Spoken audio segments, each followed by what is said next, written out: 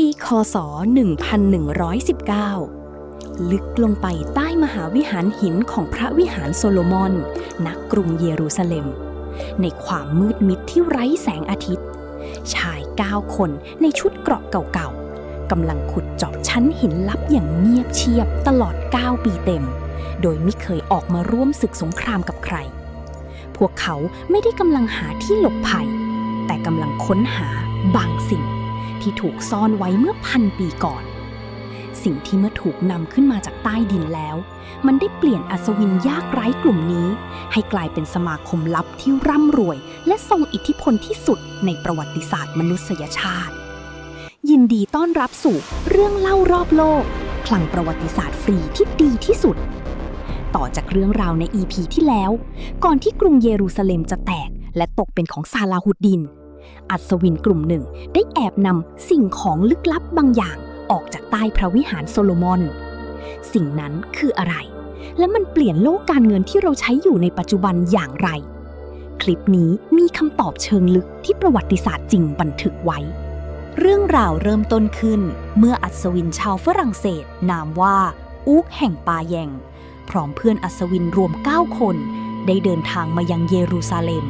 โดยอ้างว่าจะก่อตั้งกลุ่มอัศวินผู้ยากไร้แห่งพระคริสต์เพื่อปกป้องผู้แสวงบุญแต่เรื่องแปลกประหลาดคือกษัตริย์บอลดิวินที่2แห่งเยรูซาเล็มกลับยกพื้นที่สำคัญที่สุดในแผ่นดินศักดิ์สิทธิ์นั่นคือพื้นที่พระวิหารโซโลมอนให้กลุ่มอัศวินเล็กๆเพียง9 คนนี้ใช้เป็นสำนักงานใหญ่และตลอด9 ปีแรกพวกเขาแทบไม่ได้ทำหน้าที่อารักขาผู้แสวงบุญเลยแต่กลับใช้เวลาทั้งหมดง่วนอยู่กับการขุดค้นใต้ฐานพระวิหารอย่างลับๆคำถามสำคัญคือพวกเขาขุดหาอะไร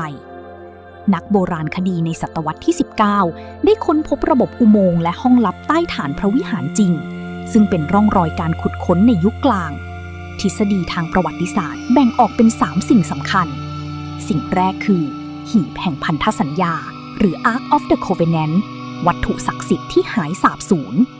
สิ่งต่อมาคือคลังเอกสารลับและตำราปัญญาโบราณของอารยธรรมตะวันออกกลางและสิ่งสุดท้ายคือทองคำและสมบัติมหาศาลของกษัตริย์โซโลมอนไม่ว่าพวกเขาจะพบสิ่งไหน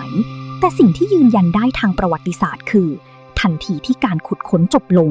อัศวินทั้ง9ได้เดินทางกลับยุโรปและทันใดนั้นโลกทั้งใบก็สยบอยู่ใต้เท้าของพวกเขาในปีคศ1139สมเด็จพระสันตะปาปาออกสารตราพระราชทานสิทธิพิเศษให้คณะเทมพลาร์ไม่ต้องเสียภาษีให้ประเทศใดในโลกสามารถเดินทางข้ามแดนได้อิสระ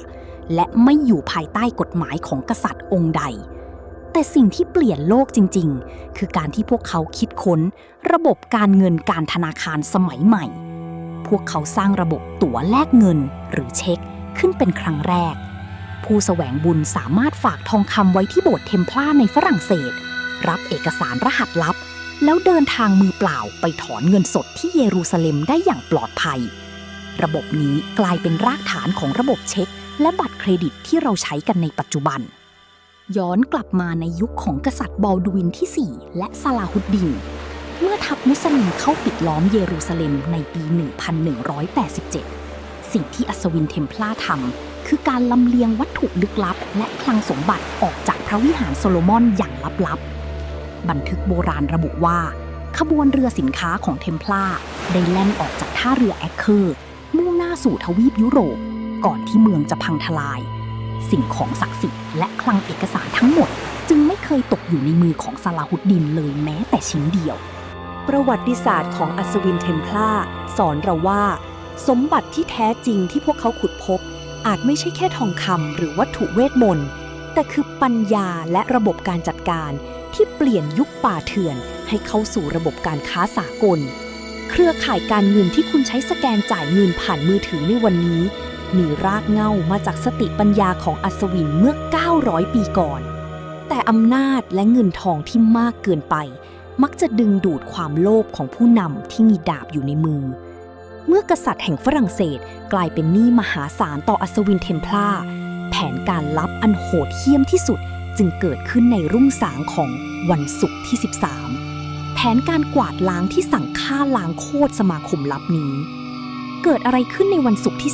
13 กดติดตามเรื่องเล่ารอบโลกคลังประวัติศาสตร์ฟรีที่ดีที่สุดไว้แล้วมาค้นหาความจริงใน EP ถัดไปกัน